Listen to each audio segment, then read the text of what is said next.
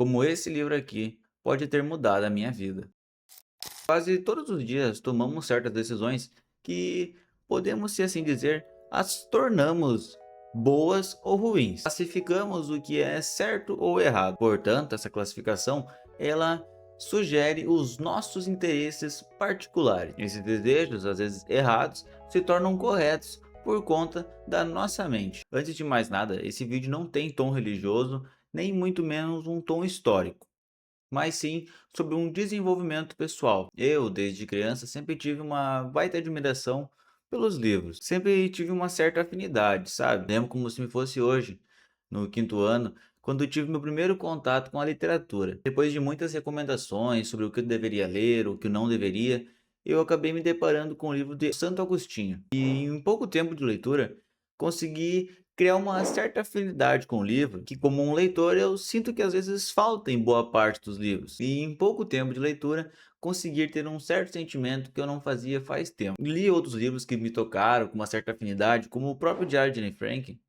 que consegue ser um livro que nos toca, não pela sua história que sim, é muito triste, mas pela afinidade que o livro traz consigo, aquela conexão que ele nos cria com a leitura. Mas hoje não é sobre a Anne Frank que quero falar, mas sim sobre Santo Agostinho. Mas não quero falar sobre a sua família, sobre a sua história, quero falar sobre a reflexão que esse livro nos traz. Para você poder se localizar, vamos fazer uma breve análise do livro, uma boa recordação. Santo Agostinho, em sua jornada, teve diversas conversas com Deus, sendo elas bem sinceras, onde ele mostra a sua renúncia sobre os prazeres e se mostra totalmente insignificante sobre a presença de Deus. Por mais que pareça religiosa nossa conversa, não quero falar sobre o tom religioso do livro, mas sim uma reflexão mais filosófica. Apesar dele ter vindo de uma família bem religiosa, com um pai pagão e uma mãe cristã, não teve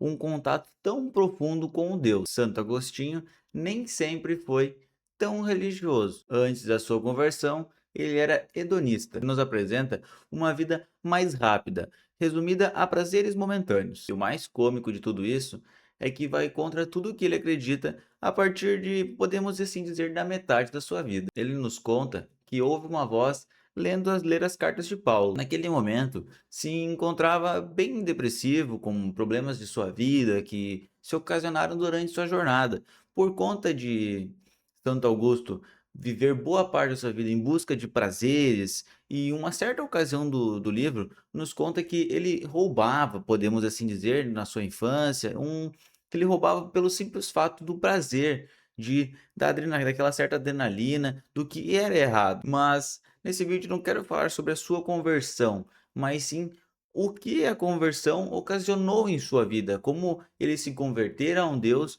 pode ter mudado completamente a sua perspectiva da vida. Atualmente, temos diversas religiões, cada uma com suas características e particularidades, podendo assim se encaixar no que bem entendemos, que soa muito mais como nossos interesses do que os interesses realmente de Deus. E foi essa reflexão que me fez fazer esse vídeo. Quase todos os dias tomamos certas decisões que podemos, se assim dizer, as tornamos boas ou ruins. Classificamos o que é certo ou errado. Portanto, essa classificação ela sugere os nossos interesses particulares. Esses desejos, às vezes errados, se tornam corretos por conta da nossa mente. E Santo Agostinho, antes da sua conversão, agia como nós. Todos nós, em um certo momento da nossa vida, uma certa idade, conseguimos ter discernimento do que é certo ou errado. Coisas simples como levar uma vida saudável nos leva à longevidade natural. E todos nós sabemos o que não fazer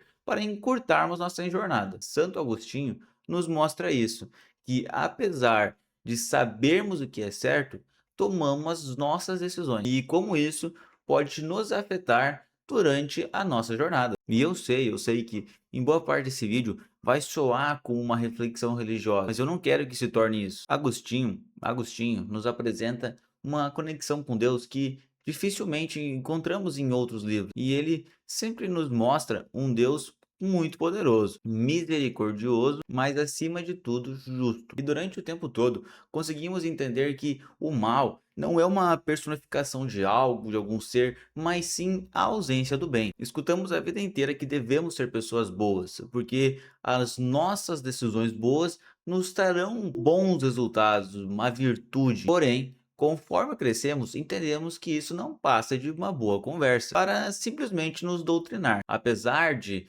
muitas vezes querermos sermos pessoas melhores, a vida nos dá um tapa na cara. Não podemos controlar tudo e muito menos todos. Pessoas ruins existem em toda a jornada da nossa história. E é sobre esse mal que Agostinho nos faz refletir sobre o quanto podemos cometê-los e quanto podemos presenciá-los em nossa vida. E como, apesar de tudo isso, devemos nos sentir íntegros. Sermos pessoas de bem ou mesmo do bem requer integridade e muito esforço. E essa bondade toda deve ser aplicada em nossa vida particular, familiar ou até mesmo profissional. Acima de tudo, ser uma pessoa enriquece a alma. Você que está me assistindo pode ser a pessoa mais cética do mundo, mas sabe que uma mente bem organizada, uma mente limpa, é fundamental para se tornar uma pessoa melhor, para o desenvolvimento pessoal. E Agostinho nos mostra isso essencialmente quando nos diz que a vida dedicada ao outro consegue ser muito mais satisfatória do que quando dedicada a mim mesmo. E os resultados conseguem ainda assim ser melhores do que nós já temos. E talvez abrir mãos dos nossos desejos é o que vai nos fazer crescer mesmo. E talvez uma vida com um propósito maior do que dedicada a mim mesmo possa ser muito mais gratificante, grata, quanto dedicadas aos outros. E talvez a vida seja muito mais do que só buscar os prazeres desse mundo. E espero que se você tenha gostado desse vídeo, deixe seu like aí, se inscreve para poder continuar me ajudando. Valeu!